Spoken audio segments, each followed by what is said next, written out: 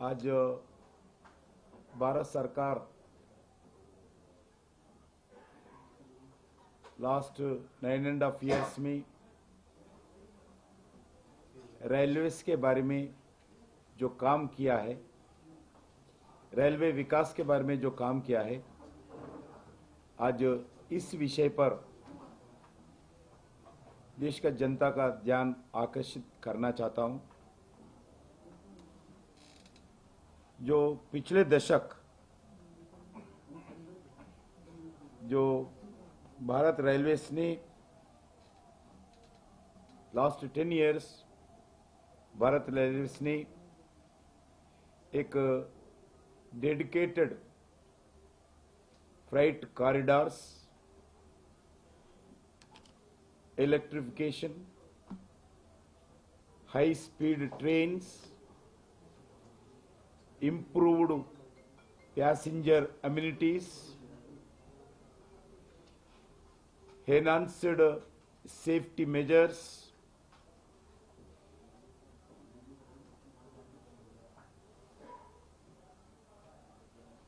e-ticketing, train tracking system जैसे digital advancements माध्यम से भारतीय रेलवेज को और तेजी गति से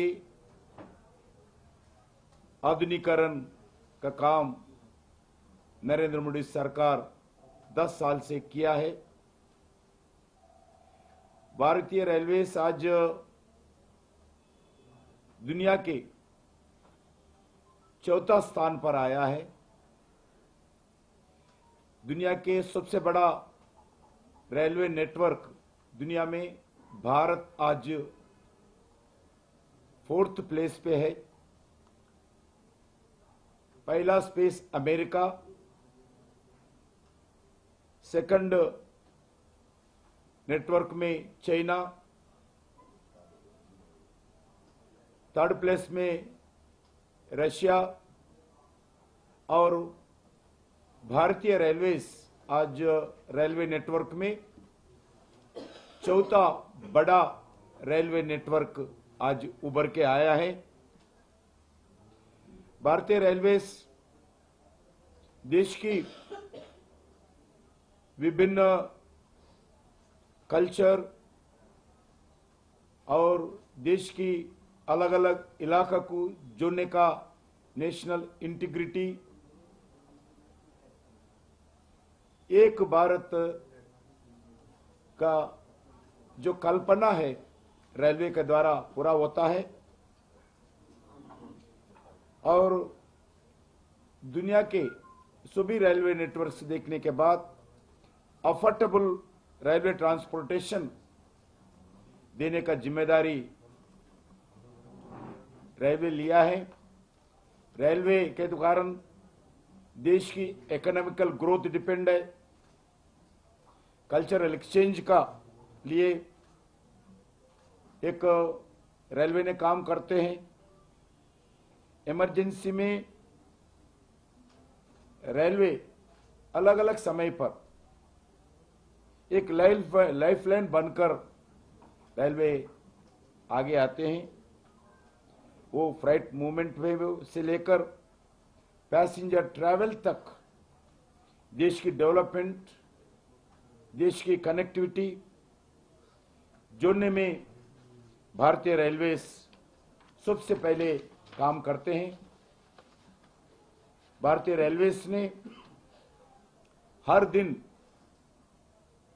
2 करोड़ पैसेंजर की अफोर्डेबल जर्नी का हिस्सा आज देश में बन गई है। इसके साथ साथ एवरी ईयर 800 करोड़ पैसेंजर्स भारतीय रेलवे में सफर करते हैं। 800 करोड़ एवरी ईयर भारतीय रेलवेज में आज सफर कर रही है। ये लास्ट 8 years में बढ़ गई है। आज देश में लगभग 1200 पैसेंजर ट्रेन्स चलते हैं लगातार। आपको जो कार्गो एंड गुड्स के बारे में अगर देखें तो 2023 में इस फाइनेंशियल ईयर में लगभग 1512 मिलियन टन्स 1500 मिलियन टन्स का कार्गो गुड्स का आज ट्रांसपोर्ट रवाना किया गया है। रेलवे से भारत की एक लाइफलाइन है और केंद्र सरकार रेलवे ट्रैवल को अफोर्डेबल एक्सेसिबल बनाने के लिए बहुत बड़ा सब्सिडी पैसेंजर ट्रेनों में पैसेंजर को उपलब्ध करवाते हैं। अफोर्डेबल कास्ट में पैसेंजर सिर्फ 53% देके ट्रेन टिकट खरीदते हैं। नरेंद्र मोदी सरकार इनिशिएशन के कारण, क्योंकि 47% सब्सिडी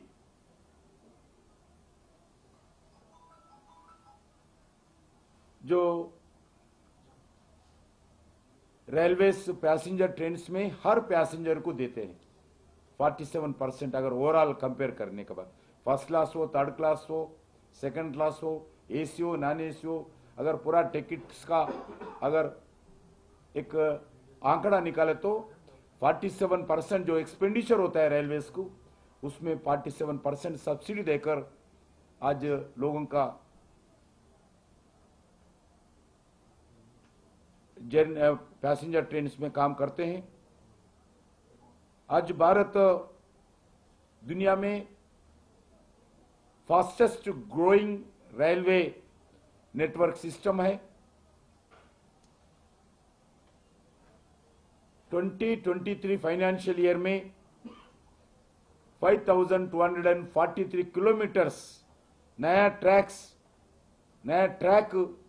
रेलवे ने भारत में बिछाया गया है। ये पूरा अगर कंपेयर किया तो एक साल का नया ट्रैक जो है वो स्विट्जरलैंड जैसे देश की पूरे रेलवे नेटवर्क का सम्मान है। एक साल का अपना नया रेलवे जो ट्रैक बिछाया गया, स्विट्जरलैंड का देश का अभी तक जितने भी है उसका देश का समान ट्रैक नया बिछाया गए। और 2014 से लास्ट ईयर 2023 तक 25,434 किलोमीटर्स का नया ट्रैक भारत में बिछाया गया है। ये पूरा एक साल का अगर कंपेयर किए तो ये पूरा जर्मनी के रेलवे सिस्टम के समान है। इतना बड़ा नेटवर्क भारत में है। एक साल का नया नेटवर्क जर्मनी के पूरा रेलवे नेटवर्क जितना भी है उससे ज्यादा आज भारत में है। रेलवे बजट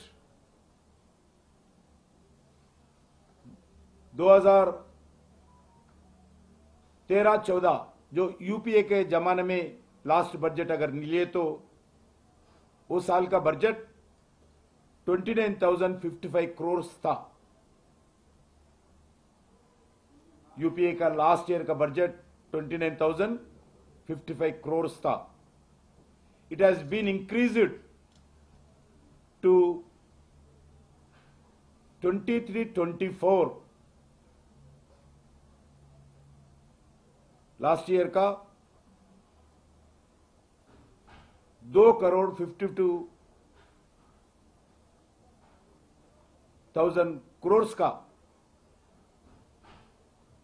2.52 लाख करोड़ का बजट 2.52 लाख करोड़ का बजट लास्ट ईयर भारत सरकार ने रेलवे को एलोकेट किया है।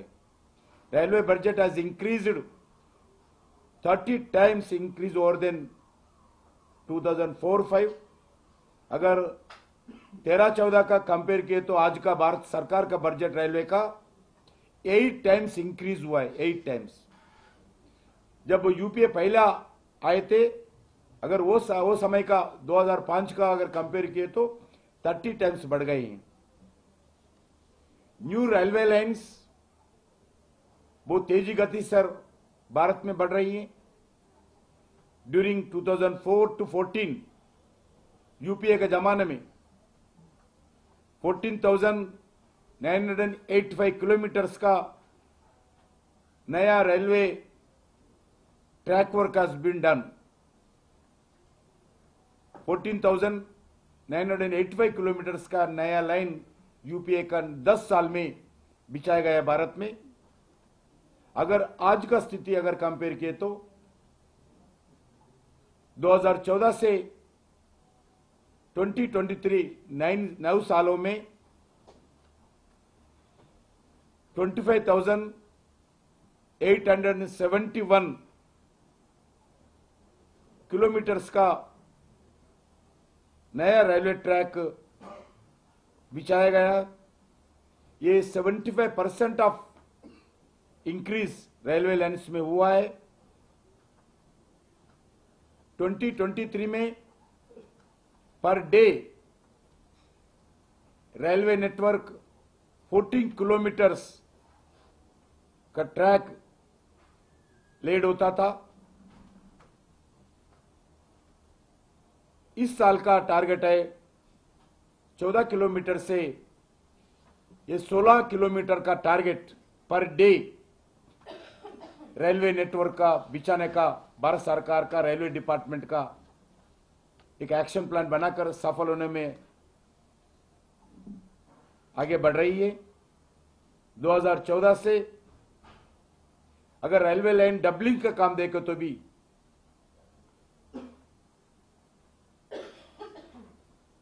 डबलिंग में 14,337 किलोमीटर्स का डबलिंग लाइन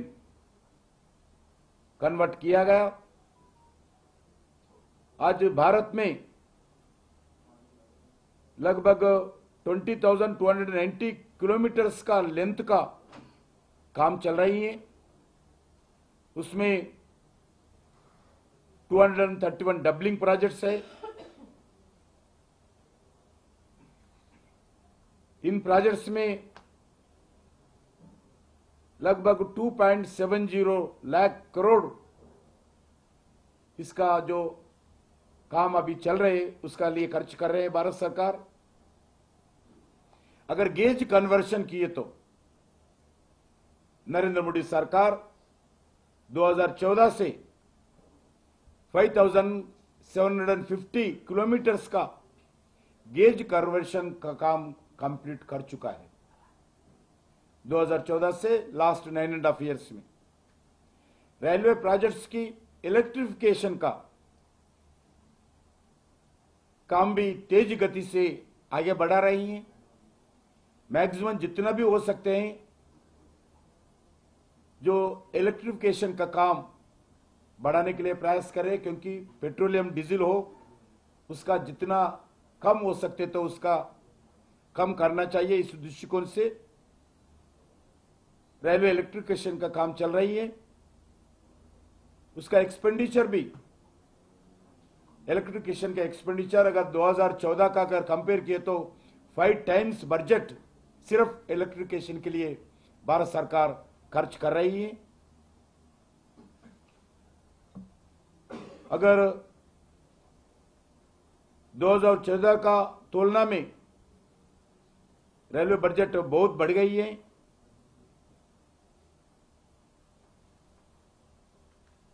नौ सालों में 38,650 किलोमीटर्स लेंथ रेलवे लाइन का इलेक्ट्रिफिकेशन हुआ है। भारतीय रेलवे ने 2030 तक आने वाले 6 साल के अंदर नेट जीरो कार्बन एमिटर बनकर का टारगेट किया है। जीरो कार्बन का टारगेट लगाकर 2030 तक पहुंचने के लिए प्रयास कर रही है। इसके अलावा 1,309 रेलवे स्टेशंस को अमृत भारत भारत स्कीम के तहत डेवलप कर रही है। ये हिस्टोरिकल डिसीजन है। सारी दुनिया में कोई देश भी एट ए टाइम इतना रेलवे स्टेशन को विकास करने के लिए कोई देश आज तक किया नहीं काम, आगे भी नहीं बढ़ रहे। 1309 रेलवे स्टेशंस को विकास करने के लिए भारत सरकार मोदी जी के नेतृत्व में आज अमृत भारत स्कीम के अंदर इस रेलवे स्टेशंस में विकास कर रही है। इसमें वेल डिजाइन्ड ट्रैफिक सर्कुलेशन का व्यवस्था होगा रेलवे स्टेशंस में। पूरा आधुनिक टेक्नोलॉजी के द्वारा साइनेजेस का उपलब्ध होगा। पूरा पैसेंजर्स गाइडेंस होगा उसके अंदर, जैसे मॉडर्न पैसेंजर एमिनिटीज व्यवस्था होगी। रेलवे स्टेशन के बिल्डिंग की लोकल कल्चर, हेरिटेज, आर्किटेक्चर भी दर्शाने के लिए प्रयास कर रही है। जिस रेलवे स्टेशन जिस प्रांतों में है उस लोकल कल्चर का, उस लोकल हेरिटेज का एक आर्किटेक्चर बनाने के लिए प्रयास किया है। ये बहुत बड़ा उपलब्धि ये कंप्लीट होने के बाद रेलवे देश के सामने बता सकते हैं। हाल ही में आदरणीय प्रधानमंत्री नरेंद्र मोदी जी फर्स्ट फेज में 24,470 करोड़ खर्च करके इस रेलवे स्टेशन का काम और फाउंडेशन एट ए टाइम डाले हैं। उसमें लगभग फर्स्ट फेज में 508 रेलवे स्टेशंस का काम चल रही है। आज सबसे बड़ा उपलब्धि वंदे भारत ट्रेन्स का भी है। Vande Bharat trains indigenous technology है और मॉडर्न इंटरनेशनल ट्रेन्स जो भी विकासशील देश है, विकासशील देश में जो ट्रेन्स जैसा एक न्यू टेक्नोलॉजी के साथ, अच्छे पैसेंजर अम्यूनिटीज के साथ जो ट्रेन्स है, उसी दृष्टिकोण से इंडिजियस टेक्नोलॉजीज के द्वारा जो डेवलप किया है वो वंदे भारत ट्रेन्स आज भारत में more than 35 Vande Bharat trains चलते हैं। ये semi Bharat manufactured semi high speed trains है। आज ये ट्रेन्स देश में लगभग 247 डिस्ट्रिक्ट्स को ये ट्रेन सेवा कर रही है। 247 डिस्ट्रिक्ट्स को वंदे भारत ट्रेन सेवा देती है। पैसेंजर्स को मॉडर्न और कंफर्टेबल रेल ट्रैवल का एक्सपीरियंस हम देख सकते हैं वंदे भारत ट्रेन्स में। High speed international standard safety services भी इसमें उपलब्ध है।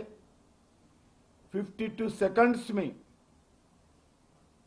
100 किलोमीटर्स का एक्सीलरेटर क्षमता वंदे भारत ट्रेन्स में है। दिव्यांग जनों को भी स्पेशल लैबोरेटरी भी इसमें व्यवस्था किया गया। एग्जीक्यूटिव क्लास में भी कंफर्टेबल सीटिंग, रिवॉल्विंग चेयर्स भी हम आज देख सकते हैं। जनता उसका लाभ उठा रही है और नरेंद्र मोदी जी सरकार पिछले 5 सालों में रेलवेज में जितने भी वैकेंसीज थे, वैकेंसीज को पूरा करने के लिए प्रयास किया है। क्योंकि जो नरेंद्र मोदी सरकार जो एम्प्लॉयमेंट के बारे में जो वादा किया है, उसमें रेलवे डिपार्टमेंट भी सबसे ज्यादा नौजवान को उपलब्धि करवाया है। 5 सालों में 2.94 लाख वैकेंसीज 2.94 लाख वैकेंसीज आज रेलवेज ने एम्प्लॉयमेंट का रिक्रूटमेंट पूरा किया है। अगर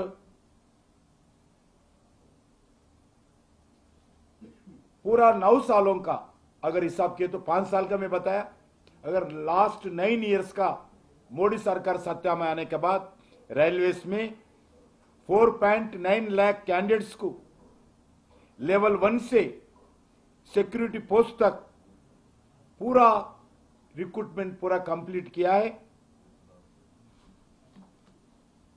और अलग अलग developmental activities, command control activities भी अलग अलग जगह व्यवस्था किया है।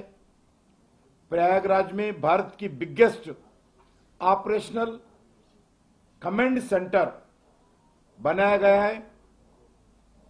100 मीटर्स लॉन्ग वंदे स्क्रीन्स की ट्रेन्स के मॉनिटरिंग के द्वारा हो सकता है। 100 मीटर्स का लॉन्ग वीडियो स्क्रीन के द्वारा ट्रेन्स मॉनिटरिंग की व्यवस्था प्रयागराज में बिगेस्ट ऑपरेशनल कमांड सेंटर में व्यवस्था किया है। फ्राइट कॉरिडोर्स में भी भारतीय रेलवेज ने 1 लाख करोड़ से ज्यादा 1,09 करोड़ से ज्यादा 2513 किलोमीटर्स की 2 डेडिकेटेड फ्राइट कॉरिडोर्स का भी निर्माण हुआ है। उसमें ईस्टर्न डेडिकेटेड फ्राइट कॉरिडोर्स जो लुधियाना से सोननगर तक लगभग 1300 किलोमीटर्स का लाइन भी कंप्लीट हुआ है। वेस्टर्न डेडिकेटेड फ्राइट कॉरिडोर्स भी वो भी लगभग 1176 किलोमीटर्स जो दादरी से जवाहरलाल नेहरू पोर्ट टर्मिनल तक वो भी कंप्लीट हुआ है।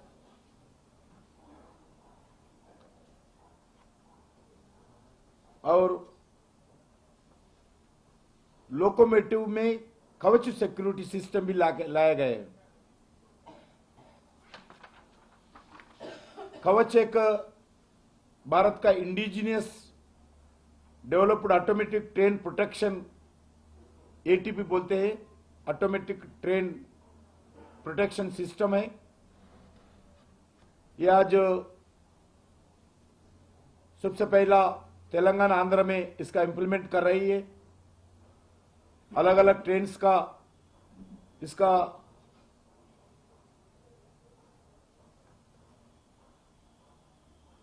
जो ऑटोमेटिक ट्रेन प्रोटेक्शन कवच जो है वो उसका शुरुआत किया है, सक्सेसफुली रिजल्ट भी आया है। आने वाले दिन में भारत सरकार इसको पूरा सभी जगह इससे लगाने के लिए ये कवच सिक्योरिटी सिस्टम लगाने के लिए प्रयास कर रही है। ये कवच लोको पायलट को सहायता करती है, जरूरत के अनुसार खराब मौसम में ऑटोमेटिक ब्रेक्स अप्लाई करती है। इस कवच के अंदर भारत में लेवल क्रॉसिंग एक बड़ा प्रॉब्लम है, इसे सुधारने भी मोदी सरकार प्राथमिकता से काम कर रही है। लास्ट 9 इयर्स में इस लेवल क्रॉसिंग्स जो है इसमें जो भी सुधार करने के लिए भारत सरकार लगभग 30,000 करोड़ खर्च किया है। उसमें road over bridges ROBs 1654 ROBs निर्माण किया है last 9 years. RUBs road under bridges 9213 RUBs निर्माण हुआ है। इतना कम समय में इतना आरओबीस आरयूबीस दुनिया में कोई देश निर्माण अभी तक नहीं किया है। वर्ल्ड में कम समय में इतना आरओबीस, इतना आरयूबीस पहला देश है निर्माण किया है। और आज भी नया आरओबीस 1863 आरओबीस, 2490 आरयूबीस सैंक्शन हुआ है। यह प्रोजेक्ट्स जो अभी मैं बताया 1863 आरओबीस, 2490 आरयूबीस प्लानिंग एंड एग्जीक्यूशन स्टेज में है। लैंड एक्वेशन अलग अलग जगह लैंड एक्वेशन में काम कर रहे हैं। कुछ काम शुरुआत हुआ है, कुछ 50% हुआ है, कुछ 80% हुआ है। ऐसा ये अभी प्लानिंग में है। इसके लिए भारत सरकार ये साल में, वर्तमान साल में 2024 में 8000 करोड़ सिर्फ आरओबी के लिए, आरयूबी के लिए भारत सरकार खर्च करने वाले हैं। इसके अलावा आपको मालूम है नरेंद्र मोदी जी का ब्रेन चाइल्ड प्रोजेक्ट है, वन स्टेशन वन प्रोडक्ट। हर लोकल प्रोडक्ट को मार्केटिंग करना, ब्रांडिंग करवाना, पॉपुलैरिटी देना और उस लोकल कामगार को प्रोत्साहन दिलाना, एम्प्लॉयमेंट जनरेशन करना, ये नरेंद्र मोदी सरकार जी का एक एजेंडा है। उसमें one station one product OSOP scheme को रेलवे मिनिस्ट्री में एक सक्सेसफुली इंप्लीमेंटेशन कर रही है। उसके साथ साथ गवर्नमेंट ऑफ इंडिया का, भारत सरकार का वोकल फॉर लोकल, इस काम को भी रेलवे प्रमोट कर रही है। अभी तक 1083 स्टेशंस में वन स्टेशन वन प्रोडक्ट का लगभग 1200 आउटलेट्स, कुछ जगह ज्यादा है, दो आउटलेट्स भी है, 1200 आउटलेट्स आज ऑपरेशनल में है। पूरे आने वाले इस साल के 24 एंडिंग तक पूरा रेलवे स्टेशन में वन स्टेशन वन प्रोडक्ट का व्यवस्था एंकरेजमेंट करेंगे भारत सरकार रेलवे व्यवस्था। आज जो 1100 जो आउटलेट्स है उसमें 184 आर्टिजान्स का है, 630 क्राफ्ट वुमेन का है, जो 147 लोकल वीवर्स के लिए अलॉट किया गया और 202 एग्री प्रोडक्ट्स, फॉरेस्ट प्रोडक्ट्स जो लोकल किसान करते हैं, जो आदिवासी करते हैं प्रोडक्ट्स, उसमें उनके लिए एलोकेट किया गया। और मल्टी लेवल कार्गो टर्मिनल भी अलग अलग जगह बनाए गए। फ्राइट को बढ़ाने के लिए भारत सरकार की गति शक्ति के दृष्टिकोण से 50 से ज्यादा मल्टी मॉडल कार्गो टर्मिनल्स को कमीशन किया गया है। रेलवे स्टेशन ने पूर्वोत्तर राज्यों, नॉर्थ ईस्ट स्टेट्स में बजट 10,000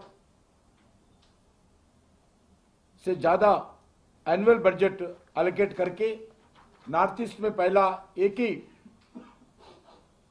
गौट में रेलवे कनेक्टिविटी था। इस साल एंडिंग तक पूरे 8 प्रांतों का रेलवे नेटवर्क कनेक्ट करने का काम चल रही है। उसमें त्रिपुरा हो, अरुणाचल प्रदेश हो, सिक्किम हो, हर प्रांत को रेलवे नेटवर्क नॉर्थ ईस्ट में 24 एंडिंग तक पूरा होगा।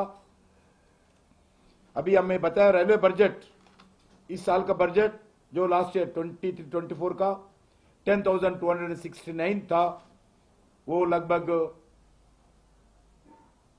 रेलवे बजट से ज्यादा बढ़ाया गया है। सिक्किम से अलावा नॉर्थ ईस्ट को सभी राज्यों से रेलवे से आज कनेक्ट किया गया। सिक्किम का भी तेज गति से, क्योंकि मैं डोनर मिनिस्टर भी हूं, सिक्किम में भी तेज गति से आज काम चल रही है। 2014 के बाद नरेंद्र मोदी सरकार नॉर्थ ईस्ट के विकास दृष्टिकोण से जो रेलवे नेटवर्क बढ़ाने के लिए पूरा कमिटमेंट के साथ काम कर रहे, उसमें मेघालय, अरुणाचल प्रदेश, मणिपुर, मिजोरम जैसे राज्यों को कनेक्टिविटी, रेलवे कनेक्टिविटी से जोड़ा है। उसमें मणिपुर से जो मणिपुर प्रांत के जिरीबाम और इंपाल के बीच न्यू रेलवे लाइन का निर्माण पूरा कंप्लीट हुआ है। ये दुनिया का हाईएस्ट रेलवे ब्रिज है। नॉर्थ ईस्ट में दुनिया का सबसे बड़ा हाईएस्ट रेलवे ब्रिज आज नॉर्थ ईस्ट में है। असम में ब्रह्मपुत्र नदी पर बोगीबिल ब्रिज का निर्माण हो रही है। ये दुनिया की longest rail cum road bridge होगा। दुनिया का जो असम में ब्रह्मपुत्र नदी पर जो बना रही है, ये दुनिया का longest rail cum road bridge होगा। ये नॉर्थ ईस्ट में भी हो रहे हैं। नॉर्थ ईस्ट के लिए वंदे भारत ट्रेन का भी काम चल रही है। जम्मू कश्मीर में Udhampur Srinagar Baramulla railway link project निर्माण हो रही है। ये भारत में आजाद के बाद most difficult new railway line project है जो भारत में निर्माण हो रही है। उधमपुर श्रीनगर बारामूला रेलवे लिंक, ये most difficult new railway line project आज भारत सरकार बहुत साल के बाद हाथ में लिया है, काम चल रही है। इस 272 किलोमीटर्स का इस प्रोजेक्ट में 161 किलोमीटर्स का कमीशन ऑलरेडी हो चुका है जम्मू श्रीनगर में। इस प्रोजेक्ट में काटरा बेनियाल सेक्शन में 111 किलोमीटर्स में जो डिस्टेंस है काटरा बेनियाल सेक्शंस में 111 किलोमीटर्स का रेल प्रोजेक्ट्स है। इसमें 97.42 लेंथ सिर्फ टनल वर्क है इसका। ये बहुत रिकॉर्ड एक स्पेशल प्रोजेक्ट है। ये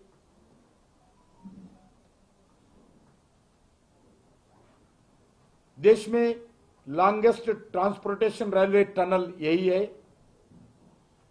भारत रेलवे ने जम्मू कश्मीर की रियाजी डिस्ट्रिक्ट्स में चिनाब नदी के ऊपर वर्ल्ड हाईएस्ट रेलवे ब्रिज का निर्माण किया है। ये गिनीज में भी रिकॉर्ड हुआ है। चिनाब रेलवे ब्रिज की इस आइकॉनिक ब्रिज 1350 मीटर्स है। इसके आर्क स्पान 467 मीटर्स है और रिवर बेड से 359 मीटर्स हाइट पर है ये आइकॉनिक ब्रिज। आईफिल टावर से भी 110 फीट ऊंचाई है ये चिनाब ब्रिज, आइकॉनिक ब्रिज। उसके अलावा अंजी खांड में भारत की फर्स्ट केबल ब्रिज का निर्माण हुआ है। ये ब्रिज रिवर बेड से 331 मीटर्स हाइट है अंजी खांड में और इसका मेन पाइलान 193 मीटर्स हाइट है। इस ब्रिज को रिकॉर्ड टाइम में सिर्फ 11 महीनों में पूरा कंप्लीट किया है। इस ब्रिज का निर्माण के लिए 600 53 किलोमीटर्स का केबल का इस्तेमाल हुआ है। ऐसी प्रोजेक्ट्स के द्वारा भी रेलवे मिनिस्ट्री ने रेलवे प्रोजेक्ट्स के द्वारा भी भारत में टूरिज्म को बहुत बड़ा प्रमोशन करते हैं। प्रमोशन का लिए पूरा योगदान देते हैं और टूरिस्ट भी आज जितने भी डेस्टिनेशन जाना चाहते हैं उसमें सबसे ज्यादा योगदान टूरिज्म बढ़ावा देने में, पर्यटन को जो डेस्टिनेशन पहुंचाने में रेलवे नेटवर्क आज सबसे आगे है। उसके साथ साथ विस्टडम कोचेस जो फॉरेस्ट के अंदर नेचुरल ब्यूटी के द्वारा जितने भी ट्रेन अलग अलग जगह जाते हैं उस जगह टूरिस्ट को और बेस्ट एक्सपीरियंस देने के लिए विस्टडम कोचेस का भी लॉन्च किया गया है। इसमें पैसेंजर्स को मेमोरेबल टूरिस्ट एक्सपीरियंस मिलेगा। उसमें अलग अलग जगह भी काम शुरू हुआ है। कालका शिमला में है, कालका से लेकर शिमला तक जो विस्टडम कोचेस चलते हैं। गुवाहाटी बदरपुर में चलते हैं। गुवाहाटी साहर लागून में भी एक विस्टडम कोचेस है। साउथ में विशाखापट्टनम से ट्राइबल एरिया अरक तक विस्टडम कोचेस है और न्यू जलपाईगुड़ी से लेकर अलीपुर द्वारा के बीच में विस्टडम कोचेस का भी द्वारा रेलवे टूरिस्टों का सेवा कर रही है। पिछले 9 वर्षों में भारत की 6108 रेलवे स्टेशंस को फ्री एंड हाई स्पीड का वाईफाई का व्यवस्था किया है। 9 वर्षों में 6108 रेलवे स्टेशंस में फ्री एंड हाई स्पीड का व्यवस्था किया है। ये दुनिया का इतना कम समय में हाई स्पीड का व्यवस्था करने वाले देशों में भारत अग्रसेनी है। इसके साथ साथ भारत गौरव के नाम पर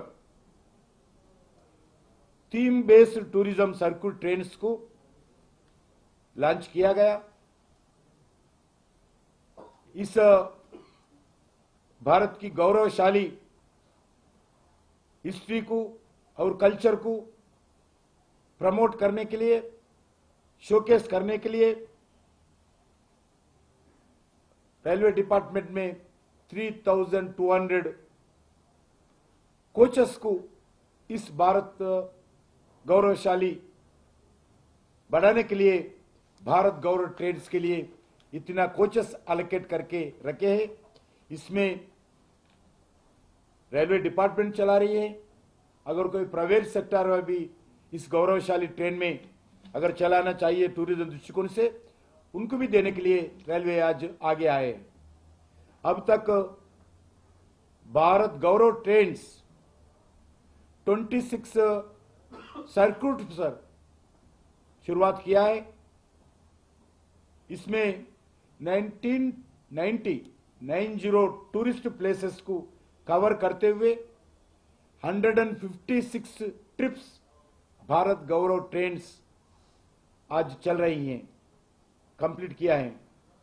इसमें लगभग 80,000 टूरिस्ट इस भारत गौरव ट्रेन्स में, इस टूरिस्ट सर्किट्स में आज रवाना हुआ है।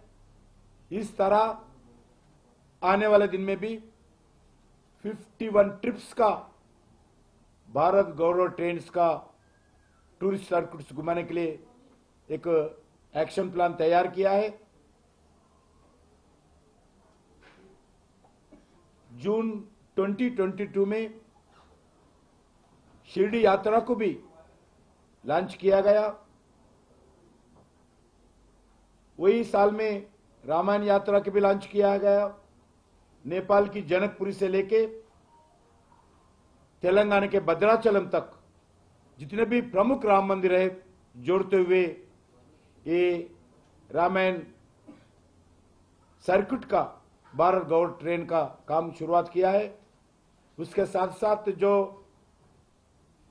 डॉक्टर बाबा साहब अम्बेडकर का जो पंच तीर्थ है, डॉक्टर बाबा साहब अम्बेडकर का जन्म स्थान से लेकर अंतिम संस्कार तक जो 5 स्थान है, इस 5 स्थान को कवर करते हुए अम्बेडकर ट्रेन्स भी भारत सरकार चलाया है।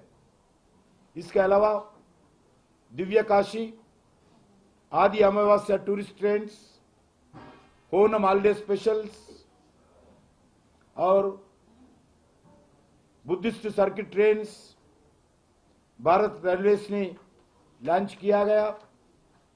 और अभी आस्था नाम पर जो अयोध्या राम मंदिर का भी स्पेशल ट्रेन्स जो जनता के डिमांड के आधार पर रेलवे ने चला रही हैं।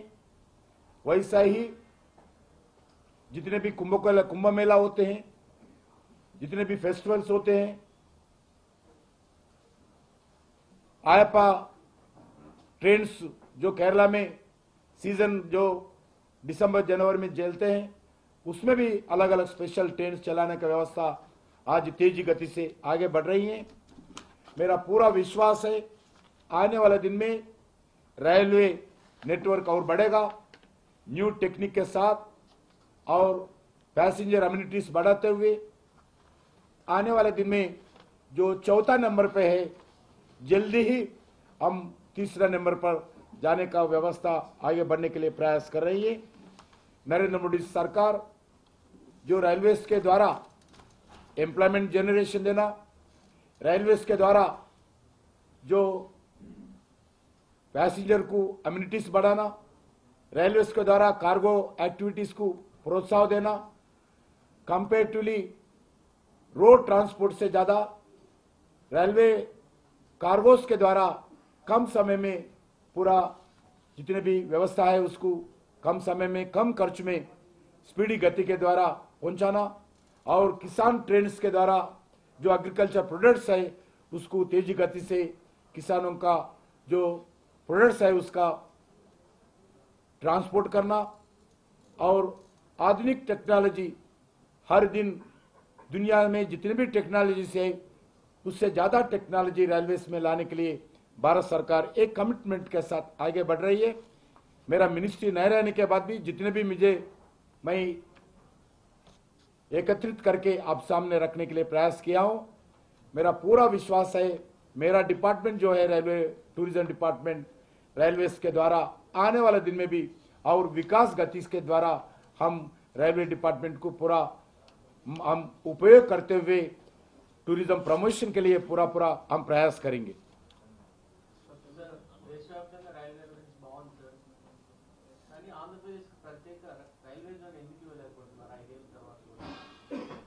ల్యాండ్ 59 ఎకర్స్ ల్యాండ్ కావాలి మాకు. ల్యాండ్ ఇచ్చినట్లయితే మంజూరు చేశాము. ల్యాండ్ ఇచ్చినట్లయితే మంజూరు చేస్తామని చెప్పారు. ఇంతవరకు ల్యాండ్ హ్యాండ్ ఓవర్ చేయలేదు విశాఖపట్నం. ల్యాండ్ హ్యాండ్ ఓవర్ చేస్తే కన్స్ట్రక్షన్ తప్పది.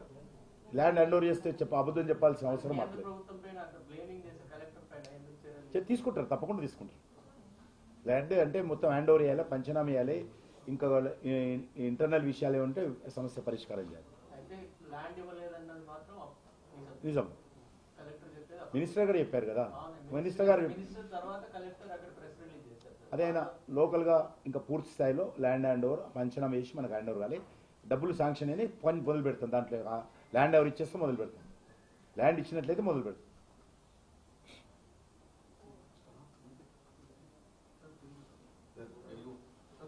ఇంకా తెలుగు లేదు ఇవాళ ఇదే. తెలంగాణ ఎన్నికల కమిటీ సమావేశం ఏ అంశాలపై చర్చ జరిగింది? ముఖ్యంగా తెలంగాణలో ఎలక్షన్ క్యాంపెయిన్ ఏ రకంగా ఉండాలి, తెలంగాణలో ఉన్నటువంటి ఈ యొక్క ఎన్నికల ప్రచారంలో ఏ రకమైనటువంటి ఎత్తుగడలు ఉండాలి, మిగతా పార్టీల పరిస్థితి ఏంది, మన పార్టీ పరిస్థితి ఏంది, అదేవిధంగా అభ్యర్థుల ఎంపిక ఏ రకంగా ఉండాలి. కాబట్టి ప్రాబబుల్స్ మేము ఎందుకు ఇప్పటికే అన్ని జిల్లాల్లో ముఖ్యమైనటువంటి కార్యకర్తల నుంచి అభిప్రాయ సేకరణ కూడా చేశాము. అభ్యర్థులకు సంబంధించి అన్ని పార్లమెంట్ నియోజకవర్గాల్లో అభ్యర్థుల సేకరణకు సంబంధించినటువంటి వివరాలు కూడా వచ్చాయి. వాటన్నిటిని కూడా కొంత ఈ సమావేశంలో సమీక్షించాము. కొంత అందరు ఒపీనియన్ కూడా తీసుకున్నాము. కొంత ప్రాఫబుల్ పేర్స్ ప్రతి అసెంబ్లీ నియోజకవర్గంలో 4, 5, 6 అట్లా లిస్ట్ కూడా రెడీ చేశాము. అది కొంత చర్చించాము. మళ్ళీ త్వరలోనే 1-2 రోజుల్లోనే మళ్ళీ కలవాలని నిర్ణయం తీసుకున్నాం. తప్పకుండా ఆ గవర్నమెంట్ మన కేంద్ర పార్టీ ఫస్ట్ లిస్ట్లో తెలంగాణ పేర్లు కూడా కొన్ని ఉంటాయి. भारत नेशनल पार्टी फर्स्ट जो इलेक्शन का दृष्टिकोण से जो प्रत्याशी का तय करते हैं पार्लियामेंट्री बोर्ड, उसमें तेलंगाना का भी ज्यादा से ज्यादा नाम रहेगा. ఇది ఆల్ ఇండియా పార్టీ విషయ అంశము. అది ఆల్ ఇండియా పార్టీకి సంబంధించినటువంటి నిర్ణయం తీసుకోవాల్సిన అంశము. మాకు ఇంతవరకు ఆ రకమైనటువంటి ఏం లేదు. మేమైతే 17 సీట్లు పోటీ చేయాలనే ఆలోచనతో ముందుకెళ్తాము. మాకు ఎందుకంటే ఇంతవరకు మాకు ఏ రకమైనటువంటి సూచన కేంద్ర పార్టీ చెప్పలేదు కాబట్టి మేము 17 సీట్లకు సంబంధించినటువంటి కార్యాచరణ ప్రణాళిక రూపొందించుకొని ముందుకెళ్తున్నాం. 17 సీట్లు తర్వాత ఇప్పుడైతే మేము అన్ని సీట్లు గెలవాలని పోటీ చేస్తాం. ఓడిపోవడానికి ఏది పోటీ చేయం. ఏ అభ్యర్థి కూడా ఓడిపోవడానికి పోటీ చేయరు. 17 సీట్లు గెలవాలనే లక్ష్యంతో పోటీ చేస్తున్నాం. దేశంలో తెలంగాణలో ఒక సానుకూలమైనటువంటి వాతావరణం ఉంది, ఒక మంచి వాతావరణం ఉంది. ఈ వాతావరణంలో ముందుకెళ్తాం, అన్ని సీట్లు పోటీ చేస్తాం మంచి నెంబర్తో ఈరోజు. ఎందుకంటే లాస్ట్ ఎలక్షన్స్లో మాకు ఇప్పుడున్నంత పరిస్థితి లెక్కేసినట్లయితే 2019లో ఇంత సానుకూలమైనటువంటి వాతావరణం లేదు. ఆ రోజే మేము 4 సీట్లు గెలవడం జరిగింది. ఈరోజు దేశంలో నరేంద్ర మోడీ గారికి అనుకూలంగా, కేంద్ర ప్రభుత్వానికి అనుకూలంగా సానుకూలమైనటువంటి వాతావరణం ఉంది. మా ప్రతిపక్షాలు మరింత నిరాశ నిస్పృహలో ఉన్నాయి, నైరాశ్యంతో ఉన్నాయి. వాళ్లకు అలా భవిష్యత్ అంధకారంలో కనిపిస్తూ ఉంది. ఈరోజు నరేంద్ర మోడీ గారి నాయకత్వంలో ఈరోజు దేశ ప్రజలు కూడా భారతదేశం ఇంకా మరీ ముందుకెళ్లాలా, అభివృద్ధి జరగాల అనే ఆకాంక్షతో భారతీయులు అందరూ కూడా ఉన్నారు. తెలంగాణలో కూడా అదే రకమైనటువంటి పరిస్థితి ఉన్నది. అన్ని రాష్ట్రాల్లో అదే రకమైనటువంటి పరిస్థితి ఉన్నది. కాబట్టి గతంలో 2004లో గెలిచినటువంటి 4 సీట్లను చూసినట్లయితే ఈరోజు అత్యధికమైనటువంటి సీట్లు భారతీయ జనతా పార్టీ గెలుస్తుంది. ఏ రకమైనటువంటి సర్వేలు వచ్చినప్పుడు కూడా గెలుపు తెలంగాణలో అత్యధికమైనటువంటి సీట్లు భారతీయ జనతా పార్టీయే సాధిస్తుంది.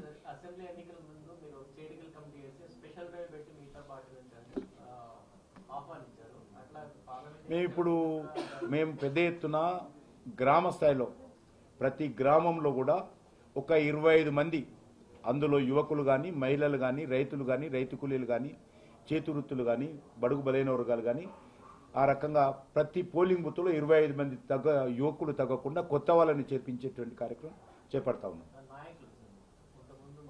మేము నాయకులు అంటే నాయకులతో పార్టీ వరకు కదా, ప్రజలతో వేరు కదా.